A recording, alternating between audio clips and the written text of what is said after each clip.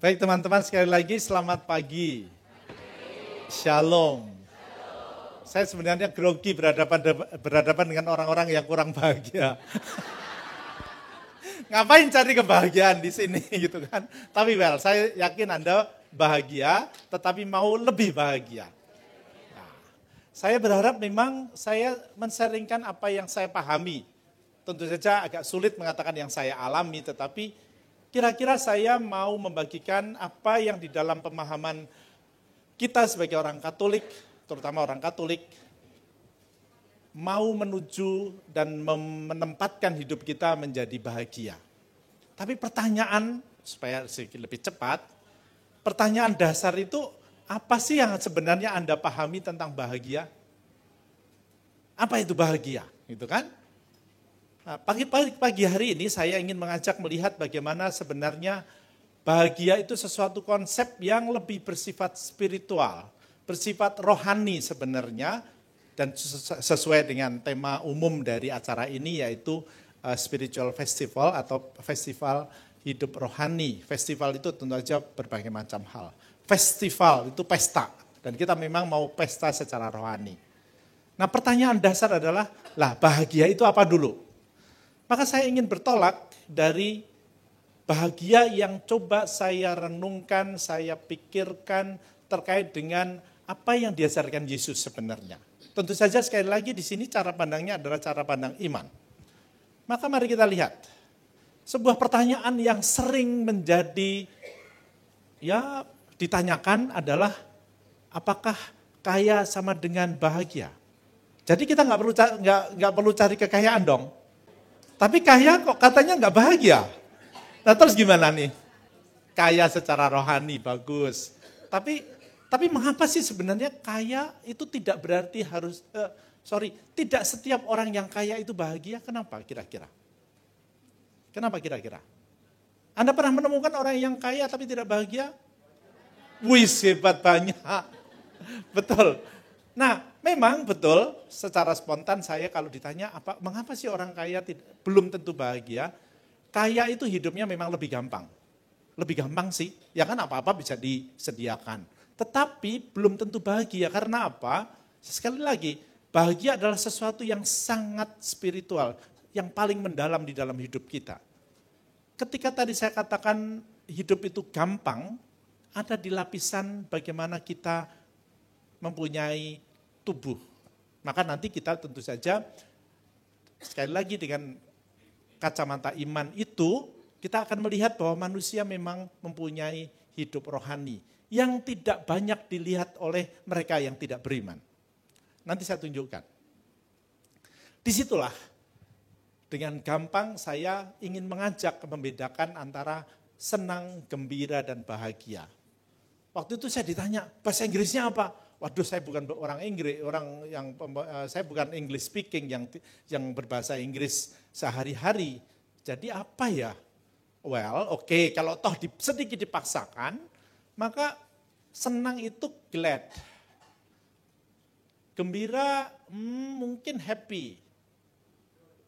Tetapi bahagia apa? Wah ini mungkin full joy gitu kali ya. Kira-kira begitulah. Tapi karena toh di sini kita semua adalah orang Indonesia, saya menawarkan pembedaan antara senang, gembira, dan bahagia. Sebenarnya Anda, saya yakin, sudah langsung bisa meraba bedanya di mana. Coba kalau Anda ditanya spontan, senang itu apa? Senang itu kalau lagi apa? Ya?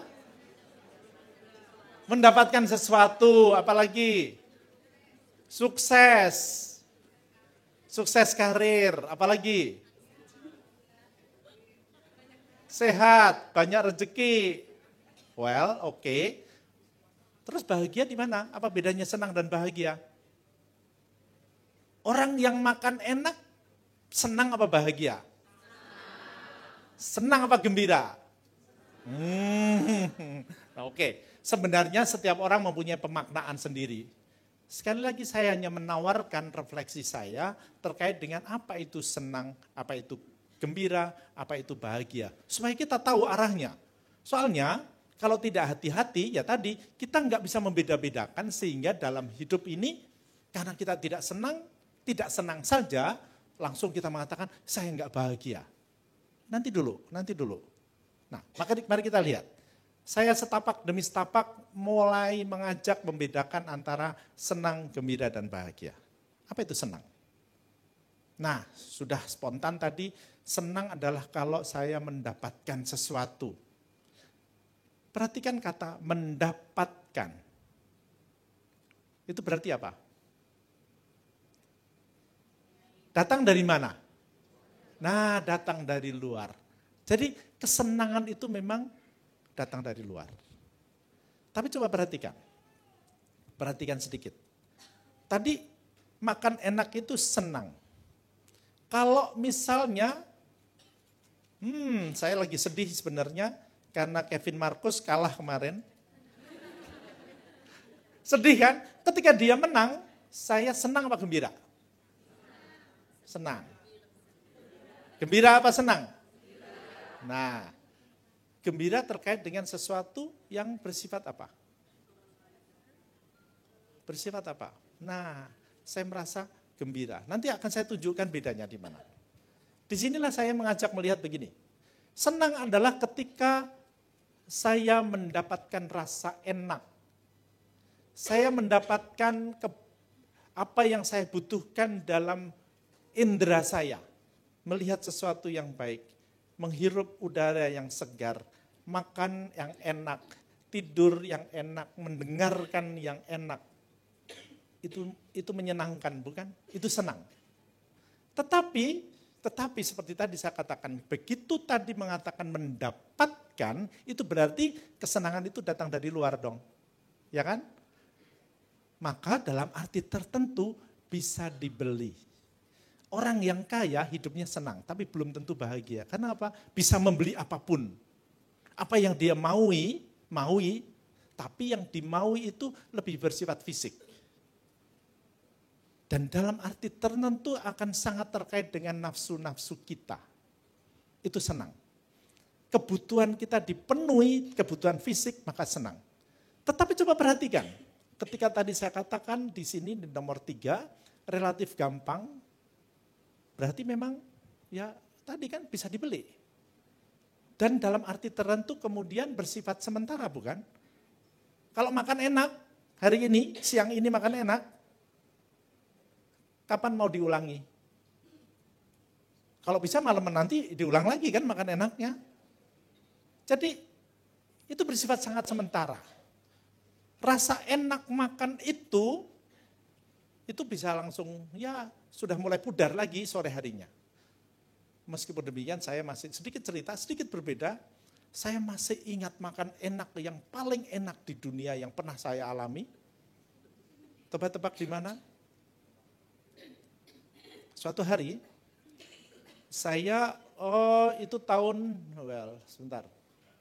tahun 89. Ya, tentu saja saya masih muda dong. Saya naik motor dari Semarang ke Wonogiri. Pernah tahu Wonogiri? Jadi itu kurang lebih 2,5 jam saya naik motor. Masih muda dong, masih kuat. Kalau bapak-bapak yang masih tahu tentang motor, motornya masih GL 100. Nah, saya berangkat jam 10, pas kira-kira 12:30, itu nyampe di Pastoran. Lalu pas saya mau mengira bahwa saya langsung bisa makan siang bersama Romo-Romo di sana. Enggak taunya Romonya mau berangkat ke stasi. Udah ikut katanya. Kemana? Ke stasi. Ya udah. Saya cepet-cepet cuci muka lalu berangkat. Langsung aja berangkat tanpa makan. Ternyata perjalanan ke stasi 1 jam. Dan di sana misalnya jam 3. Saya langsung misalnya kalau di desa 1,5 jam. Wah. Jadi jam 4:30 saya baru makan siang. Dan saya masih ingat sekali itu nasi dingin dan 1 tahu dan 1 kerupuk. Tapi hari ini rasanya masih ingat saya. Tapi itu kejadian-kejadian yang nggak biasa. Tetapi yang biasa adalah ya makan enak, itu nanti bersifat sementara karena besok akan harus diulang lagi, dicari lagi. Nah, coba perhatikan. Ciri yang terakhir dari senang itu adalah apa yang dicari anak-anak, bukan? Anak-anak itu kan mencari senang pada dasarnya. Nggak dapat susu, nangis. Ya enggak? Nggak nyaman sedikit, nangis. Jadi memang anak-anak akan terkait dengan apa yang dialami secara fisik. Itulah senang.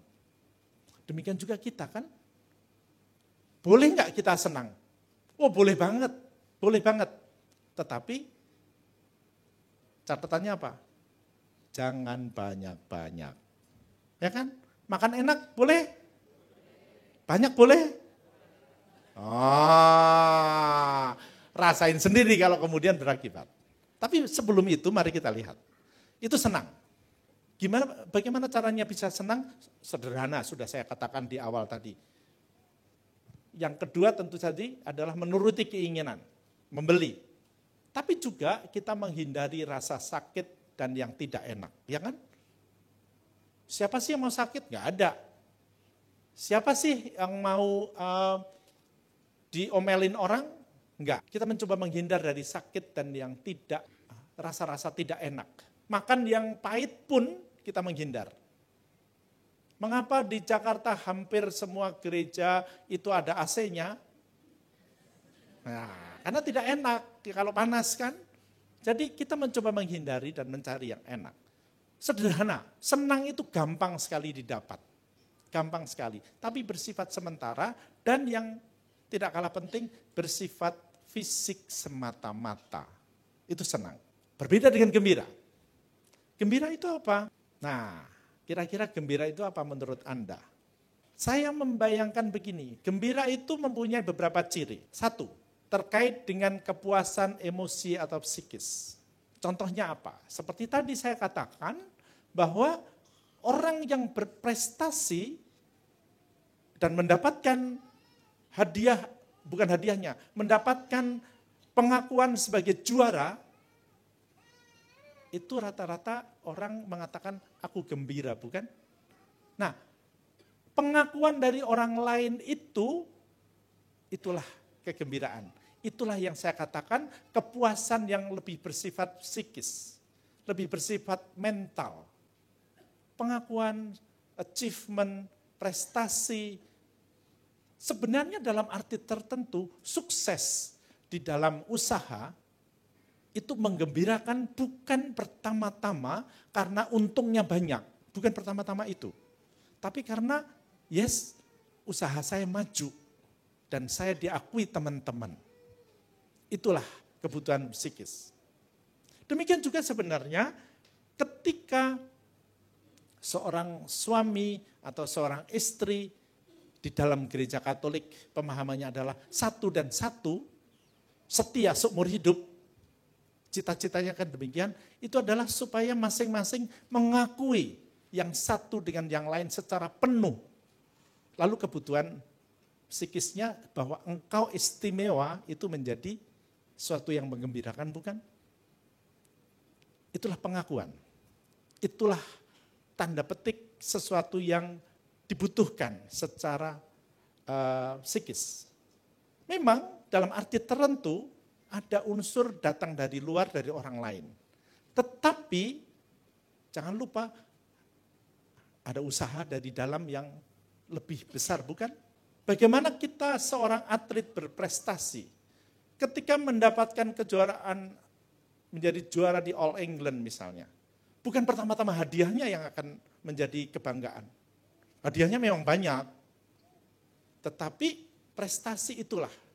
Nah, untuk bisa mencapai itu kan harus ada usaha yang kuat. Harus ada usaha dari dalam yang luar biasa. Jadi 50-50 antara pengakuan dari luar dan usaha dari dalam.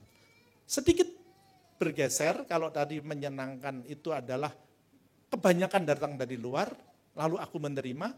Kalau yang di sini aku sudah mulai bisa menerima, tetapi di lain baik aku mengusahakannya. Nah, Karena itulah butuh proses yang tidak singkat. Orang mencapai prestasi, mendapatkan pengakuan, mendapatkan pencapaian atau achievement, itu membutuhkan waktu yang tidak singkat. Maka itulah yang ketika bisa mendapatkan, maka ada kegembiraan dan biasanya juga bertahan lumayan lama, bukan? Kebanggaan bahwa aku juara dalam bidang olahraga tertentu. Kebanggaan bahwa aku menjadi juara kelas. Kebanggaan bahwa aku suatu prestasi tertentu. Kan biasanya dikenang lumayan lama. Dan itu bisa membuat percaya diri. Meskipun dalam arti tertentu, lama-lama juga perlu ada prestasi lain atau pengakuan lain yang dibutuhkan. Tapi bersifat tidak sesementara yang menyenangkan. Coba perhatikan kan. Nah, kalau tadi yang menyenangkan itu pertama-tama diburu oleh anak-anak. Dan anak-anak tidak tahu juara kelas itu apa. Anak-anak, bayi-bayi itu juga belum ngerti apa itu sesuatu yang lebih tinggi. Tetapi anak-anak remaja sudah ngerti bagaimana diberi tepuk tangan, bagaimana dipuji, bagaimana mendapatkan piala, itu anak-anak remaja sudah ngerti. Dan inilah yang juga dalam arti tertentu dikejar anak-anak remaja. Sehingga dalam arti tertentu, semakin usianya bertambah, seharusnya juga mencari sesuatu yang lebih dalam. Ya kan? Logikanya sederhana. Bahwa kita makin dewasa juga dalam soal pemahaman tentang senang dan gembira harus menjadi lebih luas dan lebih dalam. Suatu contoh kecil. Saya pernah dalam pengalaman saya, waktu itu saya mau pergi ke Jogja kalau nggak salah. Saya naik pesawat, di depan saya ada sekeluarga, keluarga muda, anak yang pertama kira-kira umur 4 tahun, yang kedua itu masih belum 2 tahun, tapi kayaknya sudah harus duduk sendiri. Meskipun tentu saja didampingi ibunya. Kita tahu kalau naik pesawat ya pasang seat belt kan. Sebenarnya secara spontan, seatbelt itu nyaman enggak sih pakai seatbelt? Enggak lah. Nah, apa yang terjadi? Saya lihat anak kecil ini, si yang umur 2 tahun diberi seatbelt, apa yang terjadi? Dia nangis. Dia berontak, enggak mau. Dibujuk ibunya. Ya akhirnya mau tapi ya dipaksa.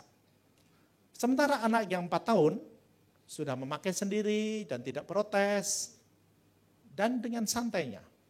Padahal faktanya sama bukan? Sama-sama memakai seat belt. Sebenarnya apa sih yang membuat anak kecil ini nangis? Sebenarnya apa? Ya sama-sama kurang nyaman. Tapi mengapa anak yang umur 4 tahun gak nangis? Sudah ngerti tujuannya, bukan? Sudah ngerti apa artinya dan maksudnya. Dia sedikit tidak nyaman demi sesuatu yang lebih baik. Itu anak-anak yang bertolak remaja sudah tahu. Jadi mencapai suatu tujuan itu membutuhkan cakrawala hidup dan perspektif yang lebih jauh. Maka dalam arti tertentu anak-anak remaja yang mulai ngerti akan mencarinya. Itulah kegembiraan. Nah masalahnya sekarang bagaimana caranya mendapatkan kegembiraan? Sama sebenarnya seperti tadi saya katakan, tadi usaha dari dalam, tapi jangan lupa yang kedua, kita berani mengorbankan kesenangan fisik dan menahan diri. Coba perhatikan, mengapa gambarnya ini atlet SEA Games tentunya, saya lupa namanya. Mengapa gambar ini saya pakai sebagai ilustrasi? Karena saya teringat bagaimana para atlet itu mendapatkan prestasi. Tentu saja harus dengan latihan berat bukan? Latihan berat itu kalau saya perhatikan, bangun pagi-pagi, bangun pagi-pagi. Latihan fisik, latihan beban. Kalau lari harus dengan beban pasir atau dengan ditarik dan segala macam. Enak apa enggak? Enggak enak. Tidak enak. Tetapi demi suatu prestasi, dia menjalani itu semua. Demi suatu kegembiraan yang nanti akan didapat, dia menjalani dan mau menjalani. Berarti dengan kata lain, mengorbankan kesenangan fisik. Bahkan juga jangan lupa diet. Diet kan? Para atlet itu harus diet. Tidak boleh makan sembarangan. Supaya apa? Supaya badannya menjadi terlatih untuk bisa menghasilkan sesuatu prestasi. Maka yang kedua itu penting, bahwa mengorbankan kesenangan fisik, tapi tentu saja didorong dari usaha dari dalam dan niat dari dalam. Itu baru kita akan mendapatkan kegembiraan. Demikian juga kalau Anda berusaha di dalam usaha, bisnis, kan tentu saja dalam arti tertentu tidak sembarangan. Harus ada hal-hal yang direm atau diatur. Nah itu kegembiraan. Bagaimana kita bahagia sekarang? Tapi masalahnya adalah bahagia itu apa? Tadi saya baru menyebutkan bahwa bahagia itu sesuatu yang paling dalam. Sesuatu yang bersifat rohani. Yes. Tapi apa sih cirinya? Kira-kira Anda pernah membayangkan nggak sih bahagia itu kayak apa? Pernah membayangkan nggak? Seperti apa kira-kira? Ya? Jadi bahagia itu tanpa masalah? Apakah bahagia tanpa masalah? Pertanyaannya adalah, apakah ada hidup yang tanpa masalah? Oh, spontan semua nggak ada tuh. Berarti kita nggak akan pernah bahagia. Nah, persis poinnya adalah, nah bagaimana sekarang kita menyikapi masalah-masalah yang ada. Kalau kita cita-cita kita adalah bebas dari masalah, nggak akan pernah bahagia. Tapi justru bagaimana kita bersikap. Seperti tadi kan para atlet.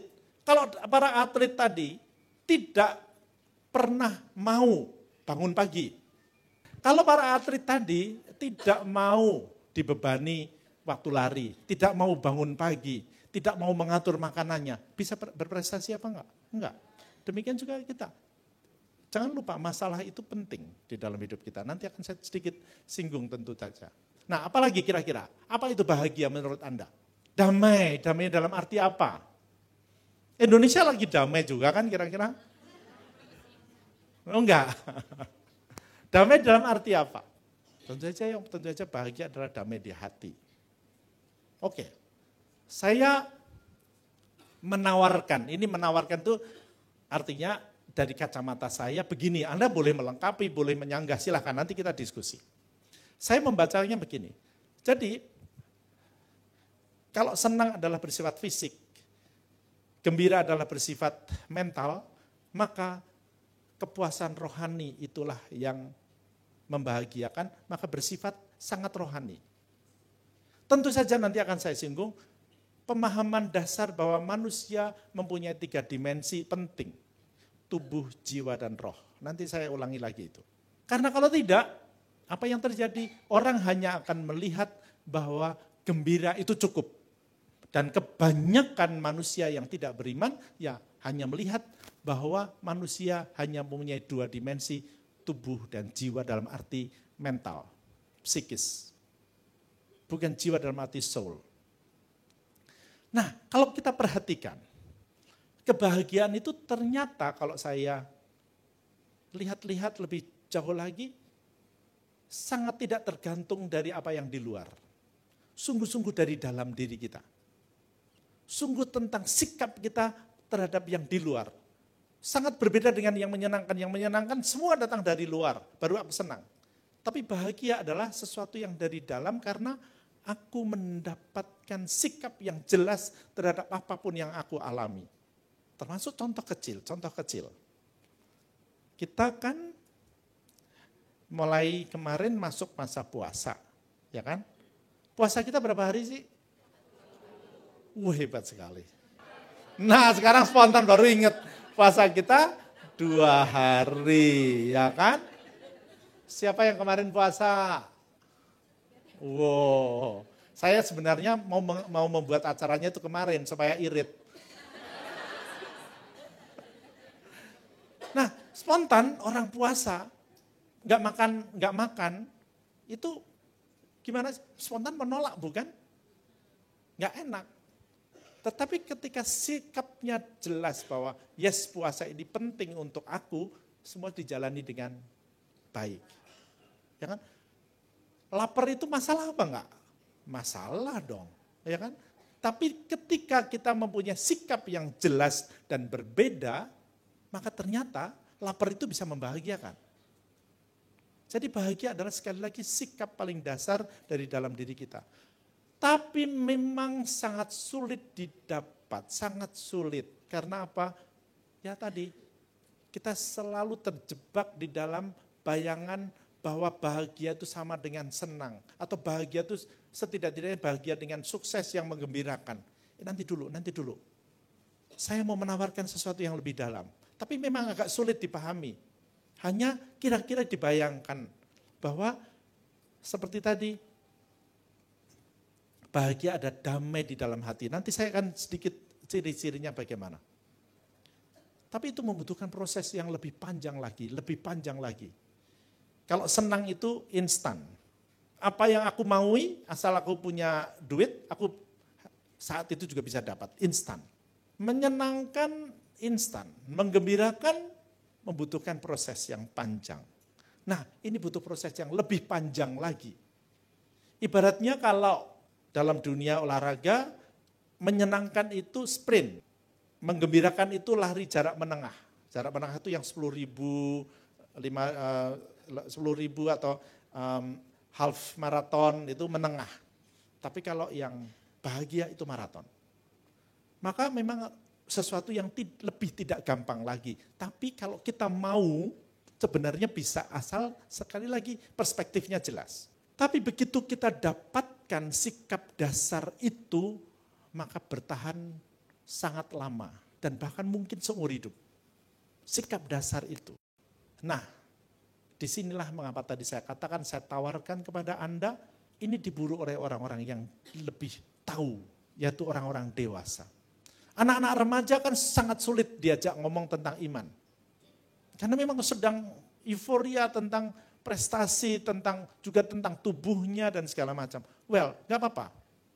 Tetapi tentu saja kita perkenalkan. Nah, semakin kita tahu bahwa kebutuhan fisik itu bukan segala-galanya. Bahwa juga kebutuhan terkait dengan mental dan psikis kita ternyata juga bukan segala-galanya. Begitu kita menjadi orang dewasa, oh ada sesuatu yang lebih dalam di dalam hidup kita. Nah, ini yang mau saya tawarkan. Kira-kira bahagia itu ciri-cirinya apa? Ini yang saya tawarkan. 1, bahagia tidak berarti tidak pernah sakit atau tidak pernah kecewa. Sudah saya katakan, atau sudah saya tanyakan tadi, apakah ada hidup yang tanpa masalah? Ternyata enggak ada. Masalah itu macam-macam. Termasuk tadi, lapar itu juga masalah kan? Sakit itu masalah. Tapi itu masalah yang bersifat fisik. Bahagia bagi saya adalah mengatasi itu secara sikap kita, dengan sikap kita. Sakitnya tetap, tetapi masih bisa tersenyum. Atau setidak-tidaknya tahu artinya. Saya sakit gigi, mana bisa tersenyum. Tapi dalam hati, yes, oke, saya alami ini, saya akan berusaha. Tapi tidak teriak-teriak. Kita tahu bahwa ada masalah, ada persoalan, ada pergumulan, tetapi kita bisa lebih tenang. Itu kebahagiaan. Juga tidak pernah takut, tidak khawatir tentang segala hal yang kita alami, ke depan terutama. Mengapa? Ada pegangan dan ada sikap yang paling dalam di dalam diri kita. Ada damai di hati seperti tadi dikatakan, dan tidak kalah penting adalah damai di hati adalah terkait dengan menerima diri. Mengapa tadi saya katakan ini kaitannya sangat erat? Kita tuh tidak pada dasarnya ketika kita masih bergumul dan masih suka galau, itu karena kita belum bisa menerima diri kita. Termasuk apa? Ya kekurangan-kekurangan kita. Nanti akan saya sharingkan, tapi sekarang saja nggak apa-apa. Karena terkait dengan bagaimana bagaimana dengan kekurangan-kekurangan saya? Saya sadar saya punya kekurangan. Dulu saya bergumul, Tuhan gimana sih kok saya begini, saya begitu. Tapi lama-lama saya berpikir, oh ternyata rahmat paling besar yang saya alami dari Tuhan ketika saya hidup di dunia ini adalah justru karena saya mempunyai kekurangan. Karena apa? Saya berproses untuk belajar mengatasi kekurangan itu. Nah proses inilah yang membahagiakan. Dan bahagia yang kita cari adalah bahagia di dunia ini selama kita masih hidup. Kalau mau lihat bahagia yang setelah kematian, pergilah ke lantai 10. Ya, di dunia lain maksudnya kan. Nah, yang ada di tempat ini adalah bagaimana kita berbahagia dengan apa yang kita alami sehari-hari di dalam hidup ini. Maka tadi, sebenarnya penerimaan diri memang tidak akan ada yang sempurna, kecuali satu orang, nanti saya tunjukkan, bahwa itu membuat kita ada damai. Damai itu sekali lagi bukan hanya dengan musuh, tapi juga dengan apa yang kita anggap tidak penting, tidak bahkan yang melukai, yang mengecewakan kita di dalam hidup ini. Kita teruskan saja. Maka lalu sabar. Sabar itu apa sih? Kita tahu bahwa kita berproses. Kita itu berproses pelan-pelan dan tidak ada yang instan. Sudah saya katakan, pelari maraton itu adalah pelari yang tahu ritme hidupnya. Ritme larinya maksudnya. Enggak ada pelari maraton langsung sprint, enggak ada. Ya pelan-pelan, pelan-pelan. Baru nanti saat-saat terakhir dia akan mengejar. Nah, yang nomor 5 ini agak susah saya terjemahkan dalam bahasa Indonesia. Nah, susah sekali ini. Ini bahasa Jawa. Oke, maaf, saya jelek-jelek begini orang Jawa. Sumeleh itu begini. Ya Tuhan,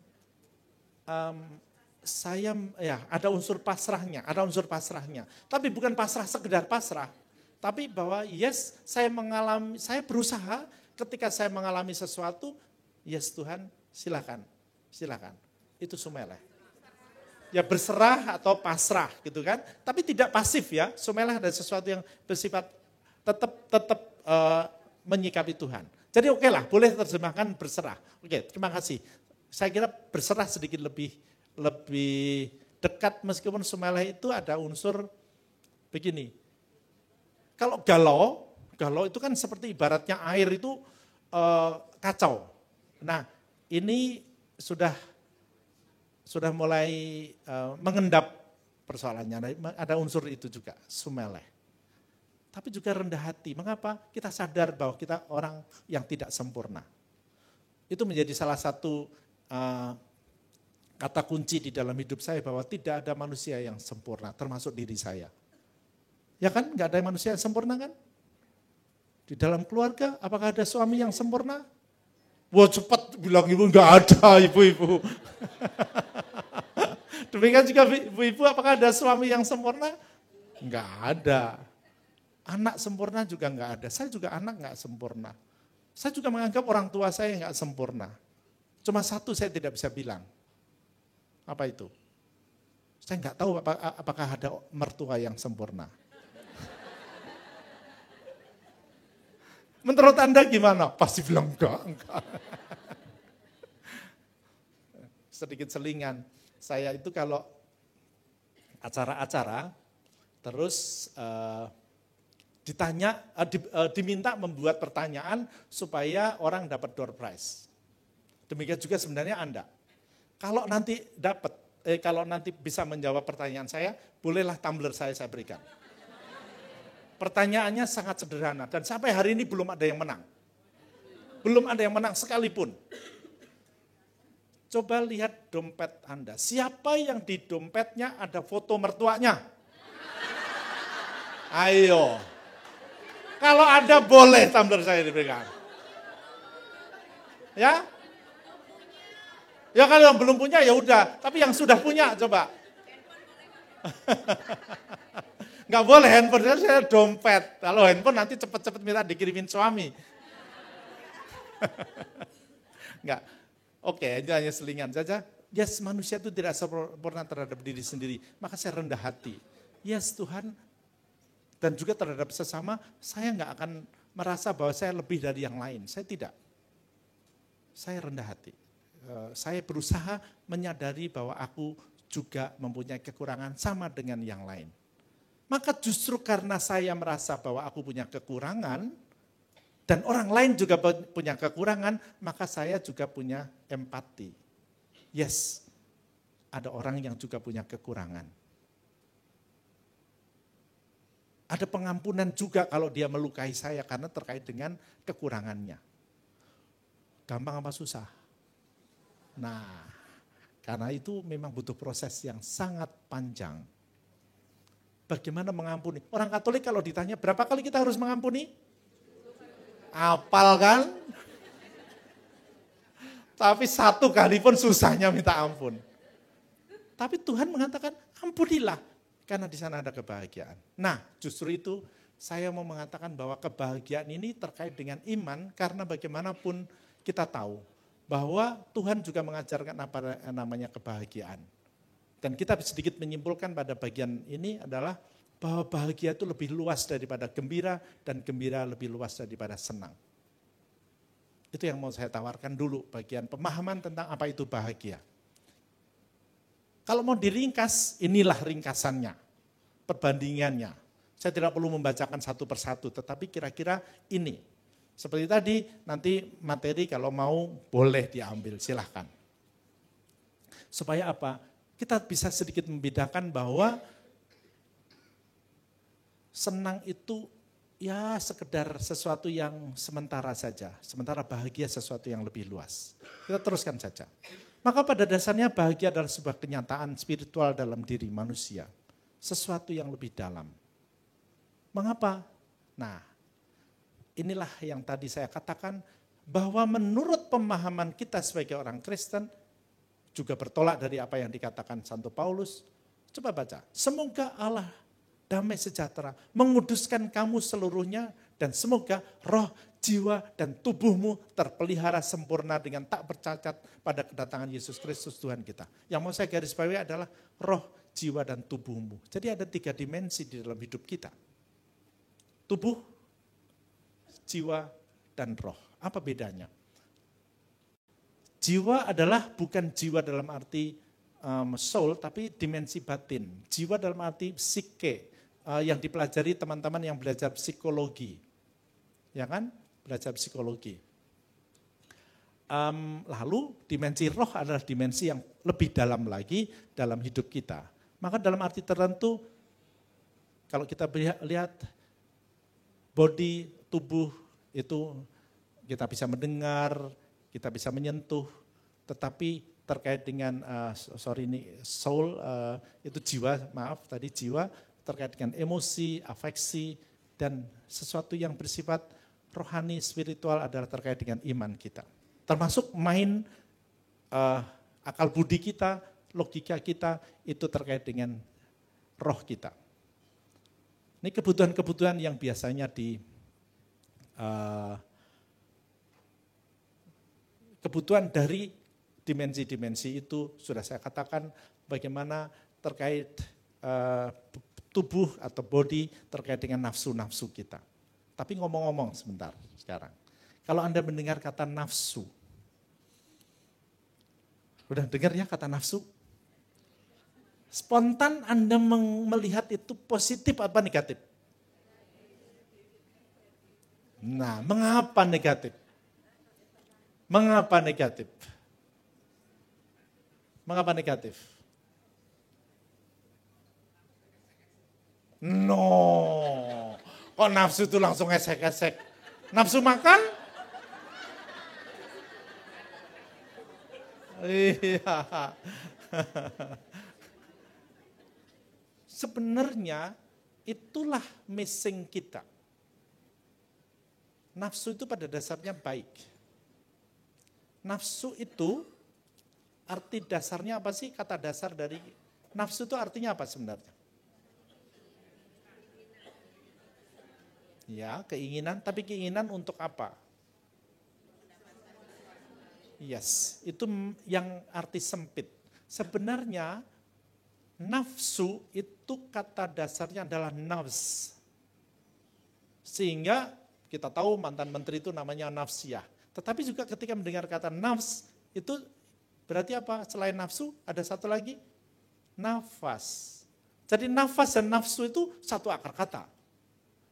Nafsu itu adalah pada dasarnya adalah dorongan untuk hidup. Jadi kalau itu dorongan untuk hidup, baik apa jelek sih? Yang bikin jelek apa sebenarnya? Nah, nafsu, kalau orang nggak punya nafsu makan, gimana? Anak-anak, baby nggak punya nafsu makan, ibu-ibu kebingungan bukan? Orang sakit nggak punya nafsu makan, diberi kadang-kadang jamu atau obat supaya mau makan. Orang insomnia nggak punya nafsu tidur gimana? Ya kan? Sakit. Jadi pada dasarnya nafsu adalah dorongan untuk hidup. Kalau nafsu seksual adalah dorongan untuk hidup dalam arti generasi yang akan datang hidup. Ada kehidupan juga. Nah, masalahnya ketika kita mikir itu negatif, karena kita terjebak kepada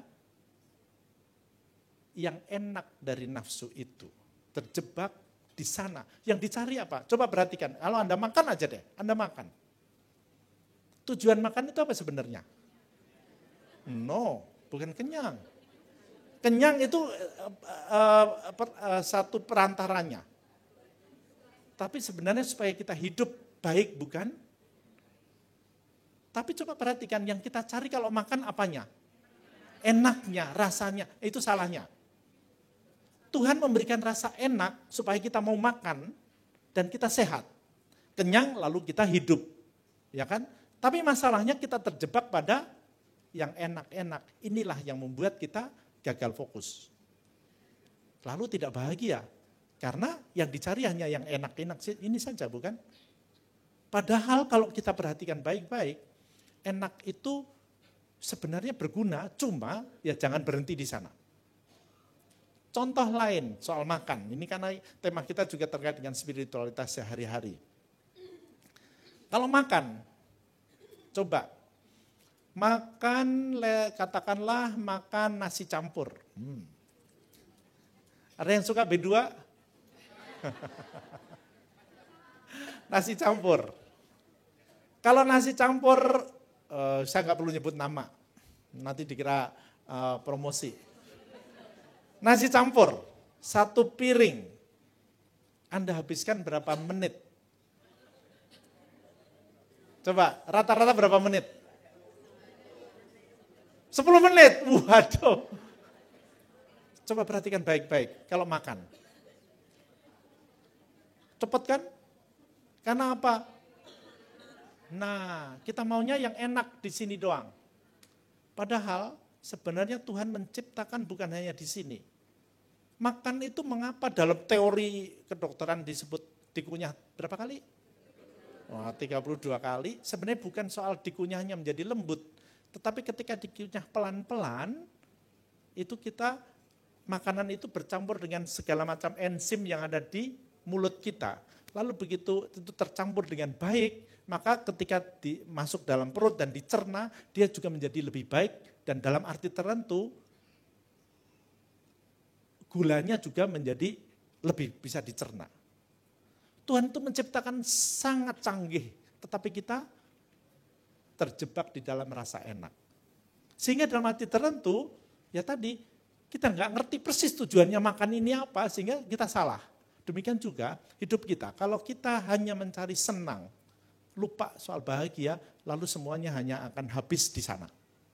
Demikian juga gembira. Nah sekarang, seperti tadi saya katakan kita mempunyai tubuh, jiwa, dan roh. Maka ketiganya diperlakukan dengan berbeda. Maka tadi ketika menyebut saya makan, maka itulah kebutuhan tubuh. Diberi makanan jasmani. Ya kan, makanan jasmani dan juga hal-hal yang terkait dengan seperti tadi saya katakan nafsu-nafsu kita. Dipenuhi tetapi harus sungguh sangat proporsional. Jiwa kita membutuhkan makanan jiwa, membutuhkan perhatian. membutuhkan pujian, membutuhkan pemaknaan. Jadi merasa meaningful. Prestasi adalah perasaan meaningful. Itu penting, yang menggembirakan. Nah, terakhir terkait dengan roh adalah tentu saja kita membutuhkan makanan-makanan spiritual. Disinilah nanti akan membawa kita kepada kebahagiaan. Makanan rohani dalam konteks kita sebagai orang Katolik adalah sabda Allah, sakramen, doa, dan juga ajaran-ajaran gereja. Ajaran gereja bukan pertama-tama soal ajarannya, bukan soal hukumnya, tetapi sesuatu yang lebih dalam. Ada yang membimbing kita supaya kita sampai kepada kebutuhan-kebutuhan rohani yang paling dalam. Maka dalam konteks itu saya mau menekankan juga, mari kita hayati iman kita yang juga dengan segala macam tanda petik pernik-perniknya, ritualnya, doanya, sakramennya, termasuk juga ajaran-ajarannya. Itu makanan rohani sebenarnya. Penting. Tapi semuanya harus proporsional. Nah, tadi udah nafsu sudah kita singgung. Nafsu itu dalam arti tertentu baik, tetapi ketika kita gagal fokus, ya justru dia yang mengatur hidup kita lupa bahwa ada kebahagiaan. Nafsu bersifat fisik, dan itu hanya menyenangkan, tapi bukan segala-galanya. Mengapa tadi saya katakan bukan segala-galanya? Yesus pernah mengatakan begini, carilah dahulu kerajaan Allah serta kebenarannya, maka semuanya akan ditambahkan kepadamu. Gimana lagunya? Jadi saya lupa deh. Tapi intinya adalah, carilah dahulu kerajaan Allah dan semuanya akan ditambahkan kepadamu. Artinya apa? Kebutuhan-kebutuhan yang lain sebenarnya akan didapatkan sesuai dengan proporsinya. Jadi bukan pertama-tama, aku berdoa, nanti akan ada yang menyediakan makan. Tidak, bukan itu. Tetapi kita bisa mengatakan, yes, itu cukup. Ketika aku mencari kerajaan Allah, maka aku akan bisa mengatakan, aku makan cukup. Yang enak-enak itu aku lihat sebagai sesuatu yang bisa menjebak, meskipun saya tetap boleh makan enak, tapi jangan banyak-banyak. Nah, kerajaan Allah itu apa sih sebenarnya? Apa itu kerajaan Allah? Anda bayangkan kerajaan Allah itu apa sih? Kerajaan surga. Kerajaan surga. Ya, kerajaan Allah itu mempunyai tiga arti. Yang pertama, kerajaan Allah nanti. Ya kan? Nanti. Jadi kerajaan surga nanti, setelah kita kematian. Maka biasanya kalau saya tanya, siapa masuk surga? Terus siapa mau duluan? Hanya pada tertawa gitu kan. Nah, itu artinya masih melihat bahwa kerajaan Allah itu nanti saja. Enggak, ada arti kedua adalah kerajaan Allah itu ada di dalam masyarakat kita. Tapi arti ketiga yang mau kita dalami di sini adalah arti yang ketiga, yaitu kerajaan Allah di dalam hati kita. Maka sebenarnya memang kebahagiaan itu sangat terkait dengan pemahaman kita tentang kerajaan Allah. Lihatlah apa yang dikatakan, bahwa kerajaan Allah itu ada di dalam hati kita. Yesus dalam Injil Lukas bab 17 ayat 20-21 mengatakan begini, kerajaan Allah akan datang, tetapi tidak dalam tanda-tanda yang dapat kamu lihat dengan matamu. Orang tidak akan mengatakan kerajaan Allah ada di sini atau ada di sana. Tidak, kerajaan Allah ada di tengah-tengah kamu, ada di dalam hatimu. Tidak di sana, tidak di situ, tapi di sini.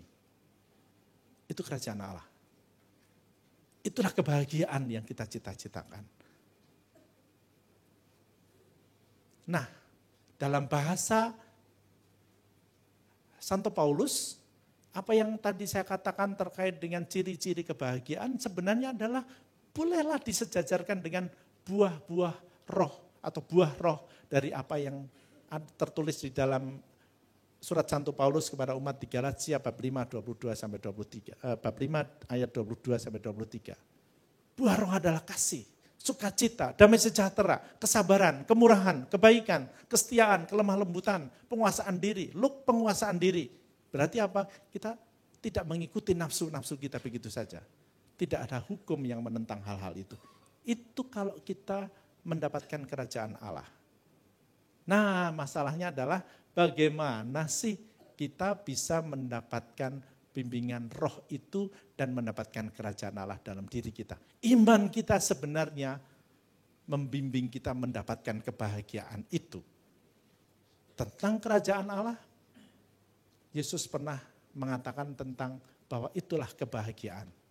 Maka kita ingat begitu orang menyebut kebahagiaan di dalam cahaya Kristiani yang diajarkan Yesus, saya spontan mengingat sabda di bukit. Masih ingat sabda di bukit apa bunyinya? Berbahagialah apa saja. Apa? Yang miskin di hadapan Allah, terus apa lagi? Oke. Berbahagialah orang yang miskin di hadapan Allah. Atau kita baca bersama-sama deh biar gak ngantuk. Berbahagialah orang yang miskin di hadapan Allah, karena merekalah yang mempunyai kerajaan surga. Berbahagialah orang yang berduka cita, karena mereka akan dihibur. Berbahagialah orang yang lemah lembut, karena mereka akan memiliki bumi. Berbahagialah orang yang lapar dan haus akan kebenaran, karena mereka akan dipuaskan. Berbahagialah orang yang murah hatinya, karena mereka akan beroleh kemurahan. Berbahagialah orang yang suci hatinya, karena mereka akan melihat Allah. Berbahagialah orang yang membawa damai, karena mereka akan disebut anak-anak Allah. Berbahagialah orang yang dianiaya oleh kebenaran, karena merekalah yang punya kerajaan surga. Nah, berbahagialah itu ternyata sesuatu yang sungguh berbeda dengan konsep kita. Coba perhatikan. Dulu kita mengira bahwa orang yang kaya itu bahagia. Ternyata Yesus enggak, yang miskin di hadapan Allah. Orang yang senang-senang terus, tanpa masalah. Ternyata kan enggak ada, berduka cita. Kalau kita memang sedang susah, bukan berarti bahwa kita tidak bahagia. Nanti dulu kita lihat. Nah, saya tidak akan mendalami satu persatu, tetapi yang mau saya katakan adalah Yesus mempunyai pandangan yang memang berbeda dengan kita. Yesus dalam konteks iman kita adalah yang membimbing kita kepada kerajaan Allah. Dan itu adalah kebahagiaan. Bagaimana kita mengikutinya? Yang mau saya tawarkan adalah bagaimana sekarang? Kalau tadi kita bahagia dalam konteks kita hidup rohani, sekarang bagaimana kita bahagia? Dalam hal inilah, bolehlah 3 hal ini mau kita lihat. Yang pertama tentu saja membutuhkan olah spiritual. Jadi kehidupan iman kita harus baik. Tetapi olah spiritual itu yang seperti apa? Tadi sudah saya katakan bahwa tidak hanya sekedar mengikuti ritual-ritual, tidak hanya sekedar mengikuti aturan-aturan dan hukum-hukum agama, tidak. Lebih dalam dari itu. Harus dilihat esensi dari iman kita, yaitu apa sih cita-cita orang Kristen? Cita-cita kita sebagai orang Kristen adalah membuka hati pada Allah, membuka hati kepada Tuhan. Cita-citanya itu sebenarnya. Supaya apa? Supaya Tuhan berkarya. Dan di sanalah ada kerajaan Allah. Lu kok bingung sih? Itu kan yang kita doakan setiap hari dong. Kita doakan enggak sih? Anda berdoa apa kalau setiap harinya? Bapa kami. Nah, yang paling keras diucapkan bagian yang mana? Nah, ini kebutuhan tubuh. Itu kebutuhan fisik. Padahal Yesus mau menempatkan yang pertama adalah datanglah kerajaanmu, terus nah itulah jadilah kehendakmu. Itulah resep kebahagiaan. Baru rezeki nanti akan didapatkan. Carilah dahulu kerajaan Allah, maka semuanya akan diberikan kepadamu. Maka tadi inilah yang harus lebih dalam. Jadi bukan hanya sekedar mengikuti aturan dan tidak memakai kacamata fisik saja dalam hidup beriman. Kalau ke gereja hanya supaya nanti saya sukses, ke gereja, rajin ke gereja supaya saya naik kelas, ke gereja supaya nanti rumah saya terjual. Nanti dulu. Itu perspektif sangat fisik sebenarnya. Enggak lebih dalam dari itu. Maka dalam arti tertentu, sudah saya katakan ketika orang gembira, menahan diri dari senang, sebenarnya bahagia pun adalah juga mengatur, bahkan berani untuk menahan diri dari gembira. Apa artinya? Saya kadang-kadang begini, apakah gembira itu sama dengan senang tambah senang, tambah senang, tambah senang? Ya apa enggak? Gembira sama dengan makan enak, tidur enak, jalan-jalan enak, dengerin musik yang enak, lihat hiburan yang enak. Ya apa enggak? Enggak kan? Gembira itu seperti tadi. Kalau atlet tadi, untuk bisa mendapatkan kegembiraan, makan enak, tidur enak, semua enak, enggak dapat dia. Jadi dengan kata lain, ada usaha yang juga menahan diri dari kesenangan. Maka dalam arti tertentu, gembira adalah senang tambah tidak senang, tambah tidak senang, tambah senang, tambah tidak senang, tambah senang, dirangkum menjadi satu, lalu akan ada gembira. Kalau konsepnya adalah gembira sama dengan senang, tambah senang, tambah senang, tambah senang, salah. Nah, kalau kemudian diterapkan dalam kebahagiaan, sebenarnya sama. Bahagia itu bukan gembira, tambah senang, tambah gembira, tambah senang, tambah gembira, boten. Tidak. Kalau tadi gembira adalah senang tambah tidak senang tambah senang, maka sebenarnya bahagia pun dalam arti tertentu, kita boleh gembira, boleh. Senang boleh, maka gembira tambah senang. Tapi juga dalam hidup ini kan kita juga mengalami yang tidak menyenangkan. Maka tidak senang, tidak gembira, senang, tidak gembira. Dicampur jadi satu, lalu akan ada bahagia. Tetapi membutuhkan resep, yaitu sikap dasar, yaitu rohani kita, di mana Allah sungguh ada di dalam diri kita. Maka karena itu tidak gampang, mari kita sabar untuk mendapatkan kebahagiaan. Kebahagiaan itu nggak bisa instan. Sungguh-sungguh ada perubahan sikap yang terus-menerus dan itu diiringi dengan tentu saja olah spiritual. Olah spiritual yang seperti apa nanti saya lihat. Inilah. Olah spiritual yang paling pokok adalah doa. Ya kan? Doa pada dasarnya bagi kita sebagai orang Kristen adalah membuka hati kepada Allah. Sebenarnya itu paling pokok. Tapi disitulah kita, saya sudah banyak doa dan juga menerima banyak sakramen. Kok enggak bahagia ya? Kenapa? Sebenarnya karena kita gagal fokus dalam doa. Coba perhatian deh sekarang. Kalau Anda berdoa, apa yang dilakukan sih? Coba spontan, apa yang dilakukan kalau berdoa? Bersyukur, oke, apa lagi? Minta. Habis minta, mohon. Habis mohon, minta lagi. Iya apa enggak sih? Lah kalau tergantung itu apa coba? Apa yang dilakukan dalam doa? Kalau begitu. Lagi apa? Jadi permohonannya macam-macam tapi intinya mohon kan? Cara pandang mohon itu dari cara pandangnya siapa? Kita kan? Padahal tadi kan di dalam doa Bapa kami yang kita doakan, jadilah kehendakmu. Jadi memakai kacamata Tuhan. Gagal fokusnya karena apa? Tadi fokusnya diri sendiri. Padahal berdoa harusnya fokusnya pada Tuhan. Karena apa? Disitulah Tuhan akan masuk dalam diri kita dan berkarya. Maka sebenarnya resep berdoa adalah selain boleh kok mohon, boleh banget. Tapi dua hal yang harus kita lakukan. Nah ini resep berdoa. Yang pertama adalah seperti Yesus lakukan.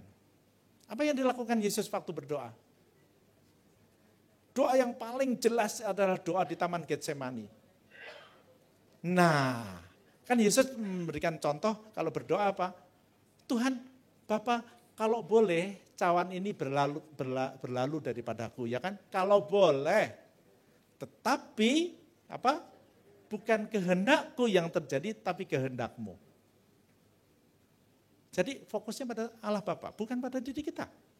Maka resep pertama doa selain mohon, ditambah di akhir doa Anda katakanlah, Tuhan bukan kehendakku yang terjadi, tapi kehendakmu. Ulangilah itu terus menerus. Akan ada sesuatu yang akan mengubah kacamata Anda.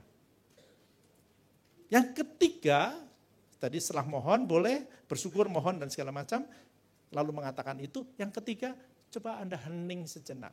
Serahkan diri Anda kepada Tuhan. 3, 4, 5 menit, gak apa-apa. Romo tertidur, syukurilah. Ya kan? Boleh tertidur, gak ada masalah. Tapi coba hening. Berdoa itu pada dasarnya kan mendengarkan Tuhan. Mengapa Tuhan mengatakan kalau berdoa jangan bertele-tele? Itu artinya apa? Jangan banyak ngomong sendiri. Nah, itulah tadi. Mengapa kita belum bahagia karena salah doa. Doanya gagal fokus. Karena fokusnya pada diri sendiri padahal harusnya pada Tuhan. Disitulah kita bisa belajar dari orang yang bisa mengatakan bukan kehendakku tapi kehendakmu yang terjadi. Siapa? Siapa? Hanya satu orang yang paling berbahagia di dunia. Siapa? Ya, Anda tahu. Maria adalah teladan kebahagiaan. Ya kan? Yesus mengatakan apa tentang Maria? Secara tidak langsung. Kan ada orang yang mengatakan begini. Ingat kisah ini? Ketika Yesus masih bicara, berserulah seorang perempuan dari antara orang banyak dan berkata kepadanya, berbahagialah ibu yang telah mengandung engkau dan susu yang telah menyusui engkau. Lihat, wah bangga banget ya, wah, pasti ibumu bangga banget punya anak yang luar biasa seperti kamu. Yesus mengatakan, no. Yang berbahagia ialah mereka yang mendengarkan firman Allah dan yang memeliharanya. Jadi kebahagiaan itu jangan-jangan kita sendiri juga. Wah, sukses itu akan membahagiakan. No, Yesus mengatakan, ayo lebih dalam. Dia tidak mengatakan bahwa Maria tidak bahagia, tidak. Tapi kebahagiaan Maria tidak terletak bahwa dia pernah punya anak yang namanya Yesus yang menjadi selebriti pada waktu itu. Untung pada waktu itu belum ada HP. Coba kalau ada HP seperti sekarang ini, pusing Yesus gak jadi bersabda. Semua pengen foto. Coba perhatikan kata-kata itu. Yang berbahagialah ialah mereka yang mendengarkan firman Allah dan memeliharanya. Jadi mendengarkan dan memelihara. Memelihara itu berarti menjalankan apa itu kehendak Tuhan. Maka tadi Tuhan jadilah kehendakmu, bukan kehendakku. Maria mengatakan sesuatu yang mirip. Aku ini hamba Tuhan, terjadilah padaku menurut perkataan. Itulah kebahagiaan Maria. Kebahagiaan Maria adalah ketika hatinya terbuka pada Allah. Maka tadi kebahagiaan Maria itu disimbolkan oleh seorang pematung yang namanya Michelangelo dalam patung ini. Patung ini patung apa namanya? Pieta. Jangan keliru dengan Pieto. Pieta. Patung ini adalah patung yang sangat unik dan bagi saya, wah luar biasa sekali. Mengapa? Apa yang paling sebenarnya mengapa unik? Dan dalam arti tertentu sedikit kontroversial. Dalam arti tertentu enggak normal patung ini. Enggak normalnya di mana? Ya betul sekali. Lihat, perhatikan wajah Maria. Wajah Maria kalau lihat kayak gitu, wajah umur berapa? Ya, paling 25 lah. Yesus wafat umur berapa? Jadi harusnya Maria umur berapa? Saat itu. Ya, cincelah 50 lah. Ya kan? Apa yang mau digambarkan oleh Michelangelo adalah, lihatlah. Seorang ibu yang sungguh terbuka pada kehendak Allah. Maka dia mampu mengatasi masalah yang mungkin tidak bisa ditanggung oleh orang lain. Apakah Anda sebagai ibu bisa enggak memangku jenazah anak tunggalnya dan bukan jenazah sembarangan, tapi jenazah yang sudah compang-camping? Bisa enggak? Maria bisa. Itu masalah apa enggak? Masalah. Tapi cara pandangnya berbeda. Bukan kehendakku, tapi kehendakmu yang terjadi. Maka dia bahagia. Apakah Maria tersenyum? Tidak. Tetap sedih. Tapi tidak berarti bahwa dia tidak bahagia. Tetap sedih. Mana sih orang yang ditinggal mati anaknya dan anaknya disalib kayak gitu bersorak-sorak? Enggak. Tapi di dalam kedalaman hatinya ada sikap yang paling dalam yang membuat dia bisa mengatasi semuanya. Itulah bahagia. Itulah Maria. Maka memang disitulah tadi saya katakan resepnya adalah bahwa Maria mempunyai iman. Maria adalah teladan orang beriman. Maria adalah yang sungguh-sungguh mau menjalankan kehendak Allah. Itulah kebahagiaan. Maka sebenarnya doa yang paling indah di dalam gereja Katolik itulah doa rosario. Itu bukan doa yang diulang-ulang sekedar kita bertele-tele. Enggak. Doa rosario bagi saya, dalam penghayatan saya adalah doa ketika saya berdoa bersama Maria dan seperti Maria. Dua kata kunci, bersama dan seperti. Mengapa bersama? Karena kita tahu, atau di dalam iman Katolik, iman Maria yang sudah wafat dan kita yang masih hidup, masih disatukan sebagai keluarga Allah. Maka disitulah kita bersama-sama saling mendoakan. Maria mendoakan kita, maka berdoa bersama Maria. Jadi bukan perantaraan Maria dalam arti bahwa aku, Maria, lalu Yesus. Tidak, tapi Maria juga mendoakan kita bersama Maria. Tapi seperti Maria artinya kita berdoa, tadi inti berdoa apa? Membuka hati pada Allah, bukan? Nah, tiba-tiba saya ingat kita, mengapa sih kita orang Katolik juga butuh pantang dan puasa? Untuk apa?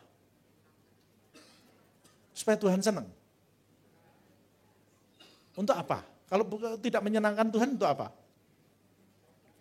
Untuk membuka hati kita.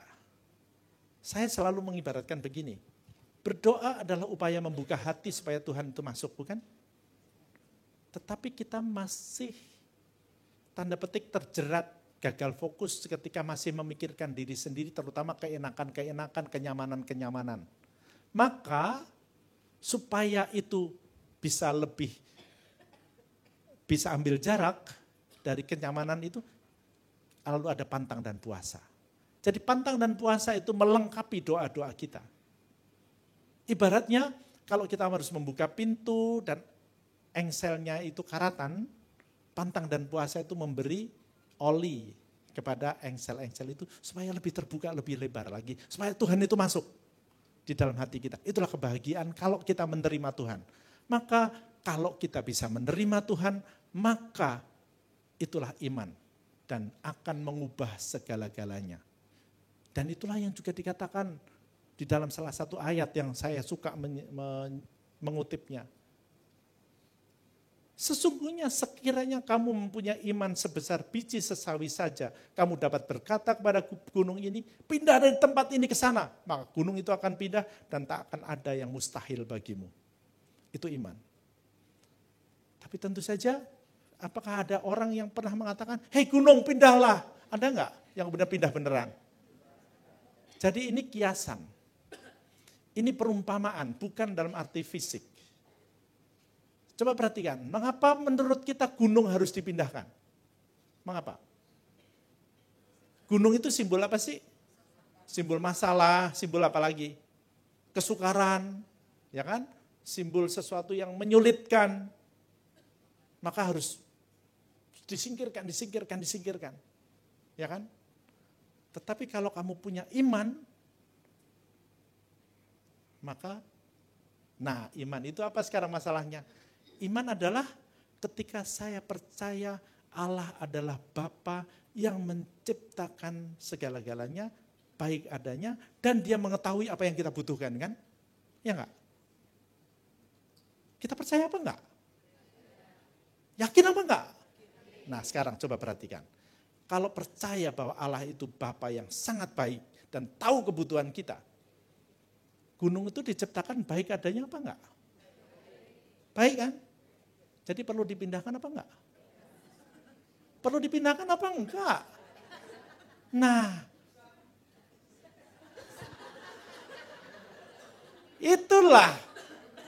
itulah Kalau kita punya iman, segala macam yang ada di sekitar kita, termasuk kesulitan, termasuk masalah, termasuk kesukaran, nggak perlu pindah, kita jalani.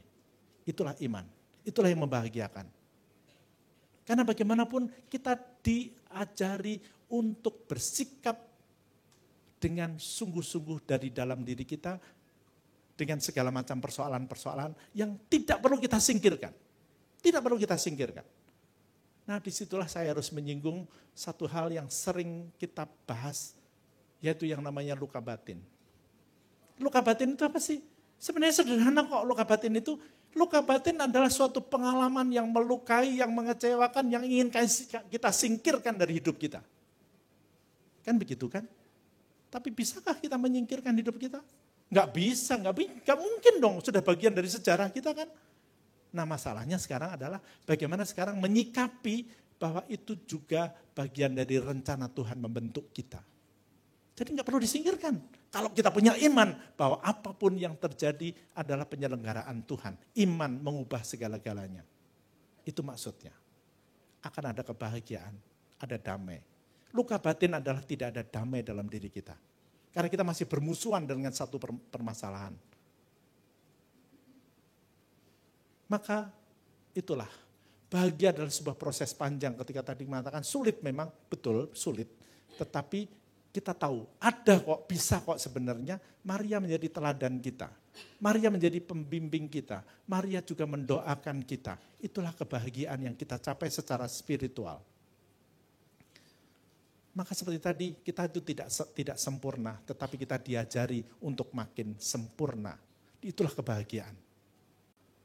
Nah, itu saya tidak perlu disinggung ya, untuk mengatakan bahwa kita tuh dipanggil untuk terus menjadi sempurna dengan segala macam proses yang ada, tetapi proses itulah yang membahagiakan sebenarnya, bukan hasilnya. Karena setiap orang hasilnya beda-beda.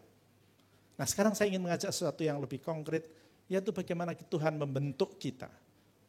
Ini secara cepat saja saya katakan bahwa memang dalam refleksi itu tidak hanya refleksi terkait dengan Injil, tapi rupanya dulu dalam perjanjian lama, Nabi Yeremia juga sudah merefleksikan itu bagaimana Allah berperan dalam hidup kita, membentuk kita seperti tukang periuk.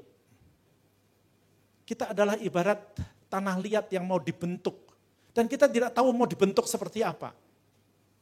Kalau kita mempunyai bayangan saya harus dibentuk menjadi patung, tetapi Tuhan ternyata membentuk saya menjadi teko, nah ini berantem kita.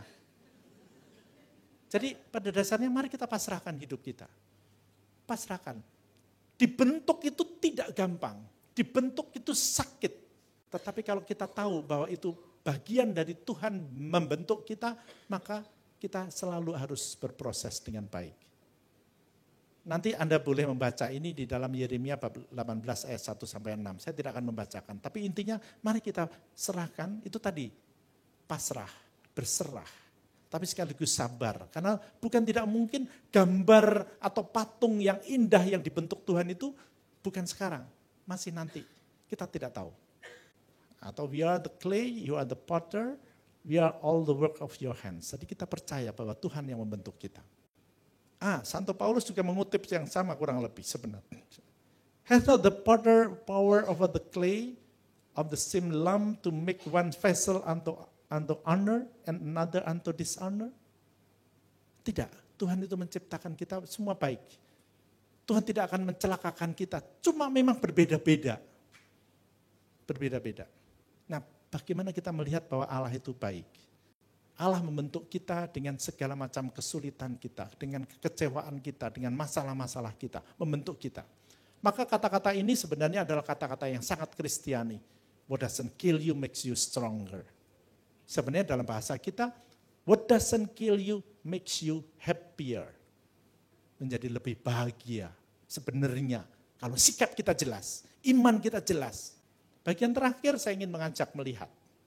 Dalam hidup sehari-hari. Ngomong-ngomong di sini, siapa yang sudah berkeluarga? Soalnya kalau saya tanya sebaliknya pasti nggak ngaku. Siapa yang sudah berkeluarga? 60%. Oke. 57%, cincai dikit lah. Mari kita lihat bagaimana hidup Apakah memang perkawinan itu menjadi jalan kebahagiaan? Ya apa enggak? Kok ada yang ragu-ragu? Kan dulu waktu di awal Anda menikah kan menuju kepada menjadi perkawinan yang bahagia gitu kan. Tetapi coba perhatikan, ada kata-kata yang bagi saya suka saya ledek pengantin itu. Karena di dalam pendahuluan atau pengantar MC, ini biasanya copy paste sih, adalah anugerah yang membahagiakan bahwa seorang laki-laki dipertemukan dengan perempuan dan akhirnya menjadi suami istri. Maka mari kita berdoa supaya hari ini menjadi saat yang terindah dalam hidup mereka. Ya kan? Biasanya gitu kan kira-kira kan? Coba perhatikan salahnya di mana?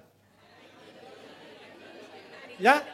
Nah, saat yang terindah. No. Bukan yang terindah. Yang indah iya, tetapi yang terindah itu ke depan.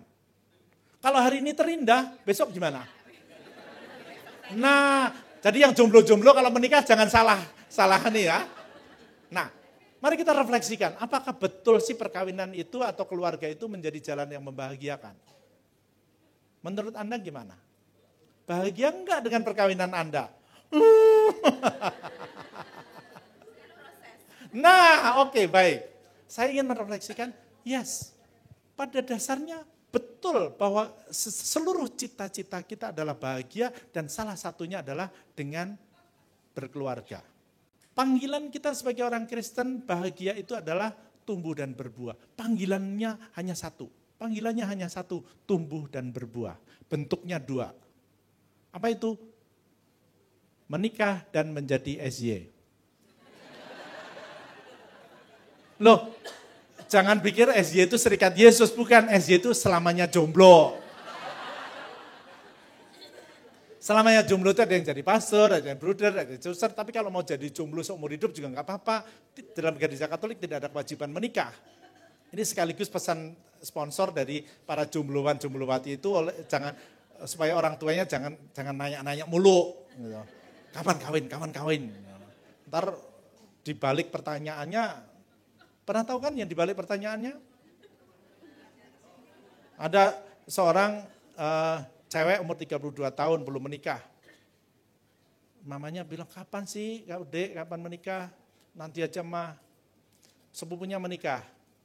Tantenya nanya, kapan nyusul? Setahun kemudian lagi sepupunya menikah lagi. Ada yang menikah lagi. Terus tantenya tanya, kapan nyusul? Setahun kemudian omnya meninggal. Kapan nyusul? Hati-hati ya. Tapi intinya itulah panggilan kita. Tapi hari ini karena kebanyakan juga menikah, betulkah perkawinan itu menjadi jalan yang membahagiakan? Teoritis ya. Bahwa hari ini Anda belum bahagia, saya setuju bahwa itu proses. Tapi prosesnya bagaimana? Mari kita lihat. Pertanyaannya begini, apakah betul ditempatkan dalam cakrawala bertumbuh dan berbuah? Jadi pertanyaannya adalah, apakah di dalam keluarga Anda, iman memegang peran penting apa enggak? Kalau enggak, nah tahu sendiri bahwa mengapa belum ada kebahagiaan atau tidak mempunyai perspektif bahwa kebahagiaan adalah proses yang panjang dan di depan. Karena kalau tidak hati-hati, kita terjebak di situ. Ngomong-ngomong, ketika tadi saya katakan bertumbuh dan berbuah dalam arti apa? Ya tadi, bagaimana membagikan berkat yang satu bagi yang lain. Dalam konteks tertentu, apakah pertanyaannya adalah, apakah Anda tahu dan sadar esensi dari intisari yang dijanjikan? Apa arti makna sakramen? Nah ini mungkin salah fokus juga. Ibu sudah menikah? Siapa yang memberi sakramen perkawinan? Romo siapa? Pasti tahu saya namanya. Romo lupa kan? Nah. Sudah menikah? Siapa yang memberi sakramen perkawinan? Romo Suto. Sudah menikah? Sudah menikah? Sudah menikah? Siapa yang memberi sakramen perkawinan? Pastor Sanders. Kabeh salah. Gagal fokus. Yang memberi sakramen siapa? Nah, yang memberi sakramen adalah suami kepada istri, istri kepada suami. Romo nggak boleh memberi sakramen perkawinan. Bagaimana bahagia kalau gagal fokus? Harus memberi. Sakramen adalah ketika suami berjanji memberikan diri menjadi wajah Allah, wajah kasih Allah kepada istri, dan istri menjadi wajah kasih Allah kepada suami. Itu sakramen. Nah, kata kunci yang kedua terkait dengan sakramen adalah bukan hanya kasih Allah, tetapi apa? Memberi. Memberi, usaha memberi. Memberi diri. Maka perkawinan Katolik, ketika masih ada yang bertanya, aku nggak dapat apa-apa dari suamiku, aku nggak dapat apa-apa dari istriku, gagal fokus. Harusnya apa? Aku harus bertanya, aku sudah memberi apa kepada istriku? Aku sudah memberi apa pada suamiku? Akan ada jalan kebahagiaan. Kalau fokusnya pada diri sendiri melulu, gagal fokus. Yang ketiga, apakah Anda tahu sih arti mengasihi, saling mengasihi? Nah, kan janjinya saling mengasihi, bukan? Masih ingat janji perkawinannya? Lupa. Aku andang menerima engkau Maria sebagai istriku. Aku akan setia kepadamu dalam untung dan malang, dalam sakit maupun sehat, dalam suka maupun duka, dalam harusnya boleh ditambahin kurus maupun gemuk, kencang maupun keriput, itu harusnya. Soalnya kalau enggak, wah. Lalu akhirnya seumur hidup kan, aku akan setia kepadamu sepanjang hidupku sampai maut memisahkan kita. Sebenarnya itu adalah usaha memberi, tapi saling mengasihi berarti mengasihi itu nanti harus sebuah proses yang panjang. Disitulah secara singkat, saya ingin mengajak melihat bahwa pada dasarnya kasih itu jauh lebih luas. Seperti bahwa bahagia itu lebih luas dari gembira, lebih luas daripada senang. Sebenarnya kasih itu lebih luas daripada sekedar cinta dan lebih luas daripada sekedar sayang. Saya tidak perlu membahas hari ini, tetapi kasih itu sesuatu yang lebih dalam. Di mana fokusnya bukan lagi pada diri sendiri. Sayang itu biasanya fokusnya pada diri sendiri. Aku sayang kamu, tetapi ternyata hanya karena memenuhi kebutuhanku. Itu sayang. Tapi kasih adalah ketika sudah memberikan diri tanpa ada kepentingan-kepentingan diri sendiri. Itu memang butuh proses panjang untuk sampai di sana. Seperti tadi, mengapa tadi saya katakan janjinya boleh ditambahi, kurus maupun gemuk, kencang maupun keriput, supaya dalam keadaan apapun kita mengasihi tanpa tergantung dia menyenangkan apa enggak, menggembirakan apa enggak. Tetapi disitulah nanti ada kasih dan di sanalah ada kebahagiaan. Nah, kalau kita hanya berhenti kepada sayang, berhenti pada saling mencintai, maka kita tidak akan sampai kepada kebahagiaan. Nah, teman-teman, sudah 11:30 lebih. Saya ingin mengatakan terakhir bahwa hidup kita itu seperti layang-layang, di mana kita harus mendapatkan, dipanggil untuk terbang tinggi dan di sanalah kita mendapatkan kebahagiaan. Tetapi kebahagiaan itu baru dicapai kalau kita seperti layang-layang terbang tinggi. Ini perumpamaan yang paling suka saya sampaikan. Karena ini sesuatu yang bisa gampang diingat. Layang-layang terbang itu gimana sih syaratnya? Ada angin, terus apa lagi? Ada benang, terus apa lagi? Tarik ulur, terus? Nah, oke. 3 hal, baik. Layang-layang satu diandekan. Sebenarnya ada syarat pertama adalah layang-layang itu harus seimbang. Nah, layang-layang yang seimbang adalah layang-layang yang tahu bahwa kita mempunyai 3 dimensi. Kalau ini dibuat manusia, kita mempunyai 3 dimensi hidup, tubuh, jiwa, roh. Seperti tadi saya katakan, harus seimbang 3-tiganya. Kalau kita hanya memperhatikan kesenangan, maka nggak seimbang. Hanya mencarikan prestasi, sukses, nggak seimbang.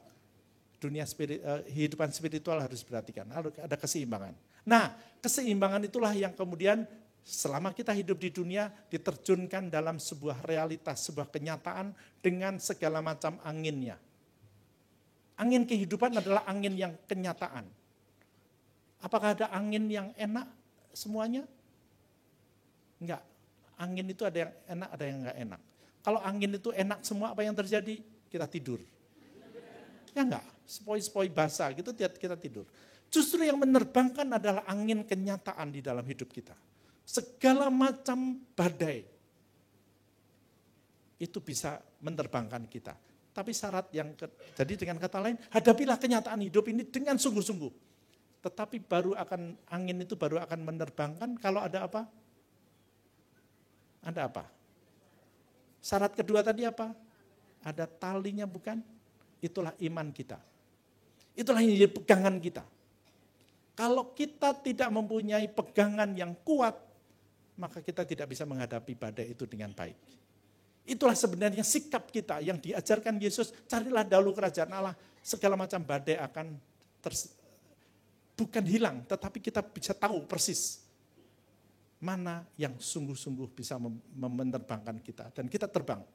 Tapi pegangan iman itulah yang penting. Iman itulah yang tadi saya katakan akan menjadi dasar kebahagiaan kita. Dan dalam iman itu kita tahu bahwa Tuhan juga menerbangkan kita. Dengan apa tadi? Tarik ulur. Ya kan? Apakah ada layang-layang yang terbang diulur terus? Apakah ada layang-layang yang terbang ditarik terus? Enggak ada. Tuhan itu menarik dan mengulur kita. Kalau kita lagi senang, kita lagi gembira, Tuhan sedang mengulur. Kalau kita sedang kecewa, kita sedang gagal, Tuhan sedang menarik. Tapi percayalah Tuhan itu ada dan Tuhan itu menerbangkan kita. Carilah dahulu kerajaan Allah, maka semuanya akan diberikan kepadamu. Berpegang pada Allah, akan ada kebahagiaan. Disitulah iman memegang arti penting bagi kita, sehingga kita bisa mengatakan kalau kita punya iman dan kita mengamini iman, hidup kita akan aman.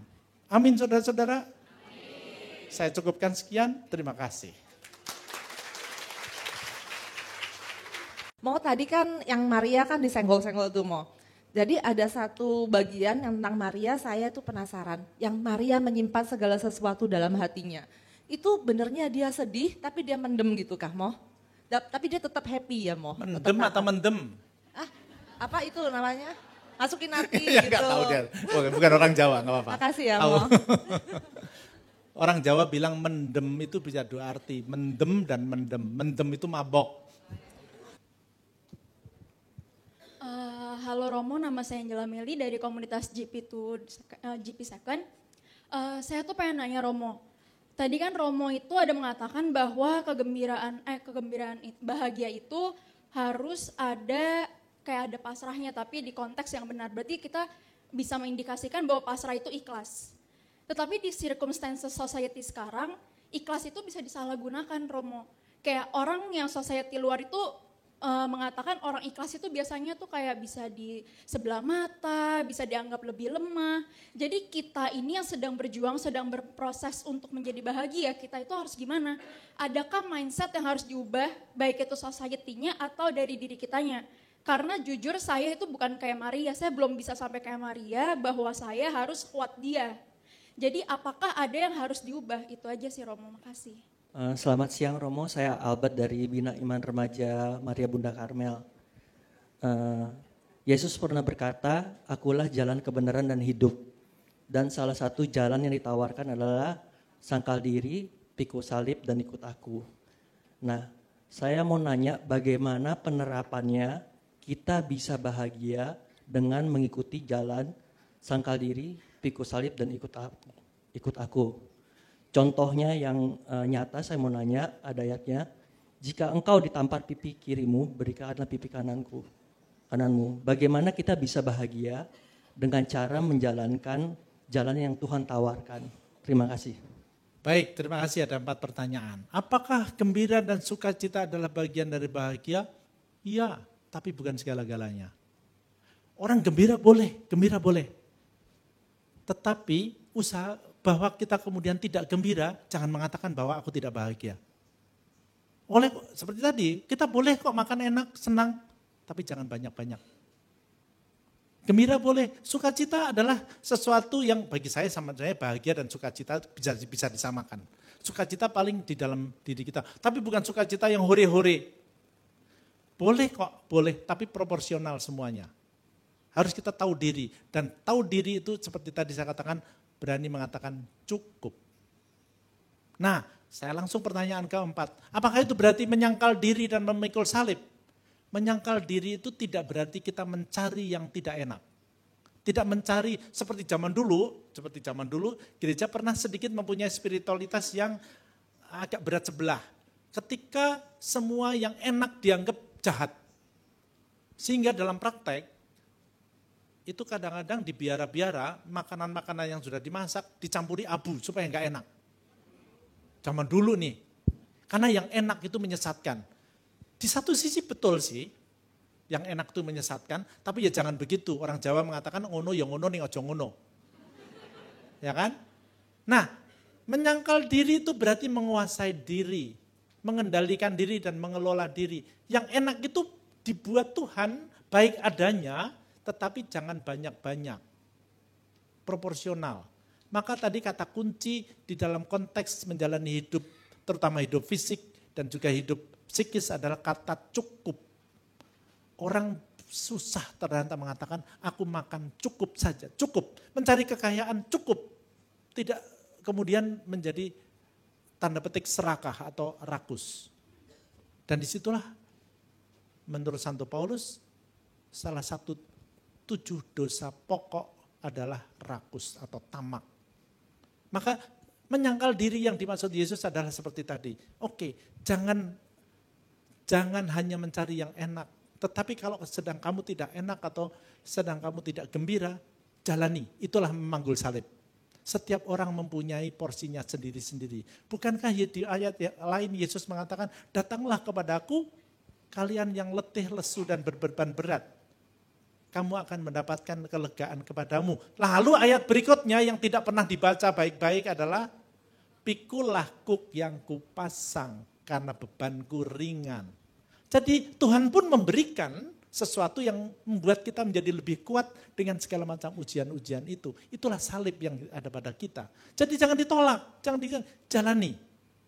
Nah, apakah itu kemudian terkait dengan pertanyaan ketiga, itu yang ikhlas, itulah ikhlas. Memang tidak gampang, tetapi bahwa kemudian seperti tadi, apakah kita kemudian tidak boleh gembira? Boleh, boleh. Kita usahakan untuk bisa gembira, kita usahakan untuk mendapatkan jaminan hidup dengan tanda petik kekayaan, harta dan segala macam. Tapi seperti tadi, kalau Tuhan ternyata memang tidak memberi yang seperti kita harapkan, ya sudah jalani saja. Termasuk bagaimana kita kalau disikapi orang, dilecehkan orang, dipersulit oleh orang. Kita berusaha untuk melawannya, bukan melawan dalam arti secara fisik, tapi berusaha menguranginya, tetapi andai kata itu masih tetap terjadi, ada dimensi kepasrahan. Jadi satu sisi kita berusaha sebaik-baiknya seperti yang kita maui, tapi kita berdoa, Tuhan maumu apa, tapi makanya kita kalau kemudian yang terjadi apa berbeda dengan cara pandang kita akan menjalani. Itulah ikhlas sebenarnya. Tapi yang catatan kedua terkait dengan pertanyaan itu adalah, tadi kan kamu mengatakan bahwa menurut pandangan orang-orang. Nah, itu yang mau tadi saya katakan. Yesus juga selalu mengatakan begitu, bukan? Orang lain mengatakan mata ganti mata, gigi ganti gigi. Tetapi aku berkata kepadamu. Artinya apa? Kalau kamu mengikuti aku, maka mari kita tidak usah terlalu tanda petik mengatakan bahwa apa yang menjadi pandangan orang lain itu baik. Belum tentu. Yang menjadi pegangan kita adalah Allah. Bahwa kamu belum sekuat kata Maria, kata dasarnya adalah belum. Jadi saya percaya kamu bisa. Tapi bahwa hari ini belum, karena usiamu saya kira masih, berapa sih? Paling 18 kan ya? Enggak. Bisa. Bahwa kita tidak persis seperti Maria, enggak apa-apa. Tapi kita berusaha, hendaknya kamu sempurna seperti Bapa sempurna adanya. Nah, apakah Maria, bagaimana caranya Maria? Tadi kan yang dikutip hanya Maria menyimpan perkara dalam hatinya. Enggak. Di dalam ayat yang sebelumnya, Maria menyimpan perkara di dalam hatinya dan merenungkannya. Baca baik-baik. Kata merenungkan itu adalah seperti tadi kita berdialog dengan Tuhan. Tuhan maumu apa ya dengan peristiwa ini? Jadi bukan mendem lalu jadi sakit hati, enggak. Coba merenungkan, Tuhan aku hari ini terkilir, Tuhan hari ini aku gagal, Tuhan aku hari ini sakit. Tuhan maumu apa ya? Menyimpan perkara di dalam hatinya dan merenungkannya dalam arti Tuhan maumu apa ya? Mendialogkan dengan Tuhan. Jadi bukan hanya sekedar menyimpan dalam hati. Ya? Ini ada pertanyaan sederhana saja. Kita tadi mendengar bahwa yang berbahagia itu adalah orang yang mendengarkan sabda Tuhan dan memelihara dan melakukannya. Kedua, dalam sabda di bukit, berbahagialah bla bla bla orang yang miskin dan segala macam. Itu berarti kan bisa dimaknai dengan kalimat sederhana itu orang yang mendengar sabda Tuhan, membaca Injil. Pertanyaannya, bahagia itukah milik orang yang beriman kepada Tuhan Yesus sajakah? Atau boleh juga orang lain yang tidak mengenal Tuhan Yesus? Jadi saya ulangi lagi, apakah kebahagiaan itu absolutely hanya orang-orang yang beriman pada Tuhan, yang mendengarkan sabdanya saja? Atau boleh juga kah kebahagiaan dinikmati oleh orang lain? Itu saja Romo, terima kasih. Terima kasih Romo untuk sharing yang begitu membangun bagi kami. Saya Hotman dari komunitas Fully Alive Experience yang kebetulan juga banyak mengupas tentang 10 laku hidup bahagia. Yang menarik bagi saya adalah, saya ingin tanyakan tadi adalah bahwa apakah bisa kita menerapkan dalam diri kita mendengarkan sabda Allah bila mana kita belum bisa menerima diri kita sebagai ciptaan yang baik dari Allah. Apakah kita bisa bahagia, Romo? Menurut Anda gimana? Katanya tadi mengupas 10 hidup bahagia. Iya, menurut saya sulit untuk bisa bahagia. Bila mana kita ingin mencari dan mencari sabda Tuhan, tapi kita tidak bisa menyadari bahwa kita adalah ciptaan yang baik dari Tuhan. Karenanya kita harus mensyukuri dulu apa yang ada pada diri kita, itu adalah gerbang kita untuk menuju kebahagiaan. Terima kasih. Cuman Romo, Ya. apakah itu salah? Itu yang ingin saya tanyakan. Karena tadi yang saya dapatkan adalah kingdom is within in you. Ya, apakah kita boleh dari diri kita terus menerus diri kita sendiri, tidak memikirkan orang lain atau bagaimana Romo? Oke. Selamat siang Romo, saya Tracy dari Katolik Fitgram dan OMK Laurentius. Saya pengen bertanya sebenarnya sebagai anak muda sendiri, saya punya satu pandangan bahwa percaya bahwa seseorang yang memiliki iman dan kedekatan kepada Tuhan itu pasti akan lebih banyak cobaannya. Karena kalau orang udah gak dekat sama Tuhan, menurut saya pribadi, buat apa dicobai lagi oleh setan gitu sebenarnya. Tapi dengan dengan iman yang seperti itu, dengan kepercayaan saya bahwa oke, saya akan menghadapi semua yang bisa dibilang cobaan-cobaan yang cukup berat di dalam hidup. Tapi gak bisa dibendung bahwa ada emosi yang benar-benar sebagai anak muda sendiri banyak banget lingkungan-lingkungan yang bisa dibilang lebih ke oh iya gue jujurnya agak kurang percaya sama Tuhan, gimana nih, tapi ingin bahagia gitu. Gimana caranya kita bisa meyakinkan diri kita bahwa ya iman itu, karena kadang-kadang kan ketika ada masalah jujurnya kita malah menyalahkan Tuhan, kita malah nggak jadi jauh, nggak percaya. Itu banyak banget kita temuin di lingkungan kita. Tapi gimana caranya sih kalau misalkan kita percaya aja berdoa jadi males gitu loh. Jadi kalau ada masalah berdoa aja kadang aduh ngapain ya berdoa, itu kan masalah yang benar-benar umum banget di sekitaran kita. Gimana cara kita menghadapi yang kayak gitu Romo? Terima kasih. Baik, terima kasih. Saya mulai dari pertanyaan ketiga dulu. Nanti kalau ada waktu masih yang lain. Pertanyaan ketiga adalah pertanyaan yang konkret sehari-hari. Apakah kalau kita sedang punya masalah lalu kita berdoa saja, lalu kita bahagia, lalu gimana nih? Jadi sebenarnya sudah saya katakan tadi, berdoa pada dasarnya adalah ketika kita mendengarkan Tuhan. Dan mendengarkan Tuhan itu adalah Tuhan yang kita selalu imani sebagai Tuhan, sudah saya katakan berkali-kali, iman kita sebagai orang Kristen atau orang Kristiani adalah Allah itu Bapa. Bapa yang sungguh amat baik, super duper baik. Jadi apapun yang dia kehendaki pada kita baik. Tapi bagaimana kita berserah kepada dia. Nah, kalau tadi menghadap-hadapkan, aku punya masalah, lalu Tuhan berdoa kok aku enggak didengarkan, karena fokusnya masih pada diri sendiri. Fokus berdoa adalah pada Allah. Seperti tadi, mengapa kasih itu membahagiakan, karena fokusnya sudah pada orang yang dikasihi, bukan pada diri sendiri. Itu membahagiakan. Sulit atau susah.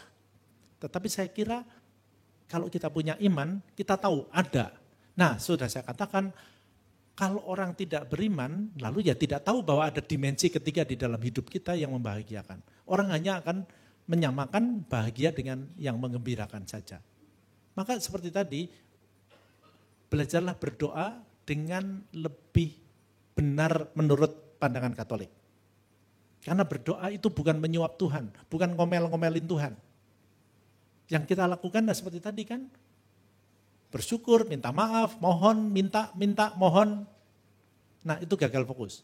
Belajarlah berdoa dengan sungguh-sungguh bagaimana menghadapkan diri pada Tuhan dan berusaha berpasrah kepada Dia.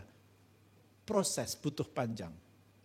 Ya, bahwa orang-orang lain tidak beriman, ya sudah, saya kira orang yang tidak beriman tidak akan sampai kepada kebahagiaan karena dia hanya sampai kepada kegembiraan saja. Dan disitulah galau. Ketika tidak gembira lalu galau. Kebahagiaan adalah layer yang paling dalam. Nah, apakah orang yang tidak mengenal Yesus bisa bahagia? Dari kacamata kita sebagai orang Katolik, yes bisa. Tentu asal sampai kepada Tuhan yang sesungguhnya. Tuhan yang memang sungguh kehendaknya terjadi. Kalau kemudian Tuhan itu bisa diancam-ancam. Awas Tuhan, kalau kamu tidak mengabulkan perintahku, aku tidak akan menyembah kamu lagi tahun depan. Nah itu bukan Tuhan menurut kacamata kita. Tapi ketika Tuhan adalah diimani sebagai Tuhan yang pengasih, Tuhan yang pengampun. Maka dalam arti tertentu orang yang tidak mengenal Yesus pun mungkin masih sampai kepada kebahagiaan itu. Jangan lupa, Injil itu bukan Injil yang ditulis saja. Injil adalah sabda bahagia dalam arti tertentu, kabar baik. Di mana kita diajak mengimani Allah. Sudah ditulis oleh Santo Lukas bahwa Injil itu hanya sebagian kecil dari apa yang dikatakan Yesus. Apa yang dikisahkan oleh Yesus. Yang dibuat oleh Yesus, hanya sebagian kecil saja. Bukan Injil itu, tetapi Injil dalam arti yang lebih luas ketika kita mengenal Tuhan sebagai Bapa. Bahwa ada orang lain tidak menyebut Allah itu Bapa, tapi Allah itu yang sungguh mempunyai kehendak yang baik pada kita, dia akan sampai di sana. Maka kehendak yang baik itulah yang tadi saya katakan juga ada di dalam diri kita. Ketika kita dengan segala macam ketidaksempurnaan kita, itu baik. Tetapi bagaimana mata kita melihat supaya kita bisa sungguh menerima diri dengan segala macam kejelekan kita, ketidaksempurnaan kita. Kita dipanggil untuk menjadi sempurna seperti Bapa sempurna adanya. Kebahagiaan itu bukan pada hasil, tapi pada proses. Maka tadi sudah saya katakan dalam renungan saya, anugerah yang paling saya syukuri sekarang ini adalah justru karena saya tidak sempurna. Coba bayangin deh, bayangin. Kita masih hidup di dunia. Hidup di dunia adalah sebuah proses, bukan? Nah, saya sempurna, Anda sempurna, teman saya sempurna, frater-frater saya sempurna, romo-romo saya sempurna. Garing apa enggak? Garing selama kita masih di dunia. Udah itu nanti urusan di surga saja nanti. Tapi selama kita di dunia, proses bagaimana kita menyempurna dengan segala macam ketidaksempurnaan itulah yang membahagiakan. Mungkin ada yang belum mendengar, tapi yang lain sudah mendengar boleh tutup mata karena itu sudah sering saya katakan. Hidup ini adalah suatu sekolah terus-menerus untuk menjadi lebih baik. Layang-layang tadi adalah perumpamaan lain daripada perumpamaan tentang pohon yang berbuah. Tapi ada satu perumpamaan lain yang suka saya kutip-kutip terkait dengan pengalaman saya adalah sekolah. Kita semua sekolah kan ya? Apa sih mengapa sih kita harus sekolah? Supaya apa? Supaya pinter. Sebenarnya kalau kita mau pinter, nggak usah sekolah. Kita buka aja laptop, googling. Apapun yang ilmu ada di sana. Tapi kenapa kita harus sekolah? Ngomong-ngomong, ada yang otodidak apa enggak di sini? Enggak ada kan? Hanya 1 dari 10 juta orang bisa otodidak beneran. Yang lain butuh yang namanya sekolah. Mengapa sih esensi sekolah itu ada di mana? Coba perhatikan. Oke. Anda sekarang ini kan suka reunian kan? Ada reuni fakultas, ada reuni SMA, ada reuni SMP, ada reuni SD, ada reuni TK. Ada yang pernah reuni TK enggak? Saya pernah reuni TK yang datang 4.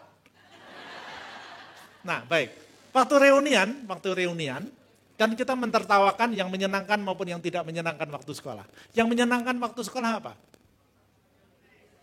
Nyontek, apalagi? Bolos, apalagi? Guru gak masuk. Ya kan? Main-main. Nah sekarang, kalau yang menyenangkan adalah main-main, guru gak masuk, boleh nyontek, boleh bolos. Anak Anda disekolahkan ke sekolah yang menyenangkan apa enggak? Loh kenapa enggak? Atau pertanyaannya saya suka dibalik. Yang tidak menyenangkan waktu, kalau reunian yang tidak menyenangkan waktu sekolah yang diceritakan apa? Ulangan, ujian, guru galak, apalagi PR. Nah pertanyaannya, kalau tujuan sekolah adalah belajar, dan kalau kemudian tidak ada PR, tidak ada ujian, guru tidak galak, tidak ada ulangan, belajar apa enggak? Itulah hidup, that's life. School gives us a lesson than a test, but life gives us a test than a lesson. Disitulah kita belajar dari kesulitan-kesulitan kita sebagai bagian yang mendewasakan kita dan membuat kita makin bijaksana dan di sanalah kita bahagia. Jam 12:05 saya tutup acara ini. Terima kasih, haleluya.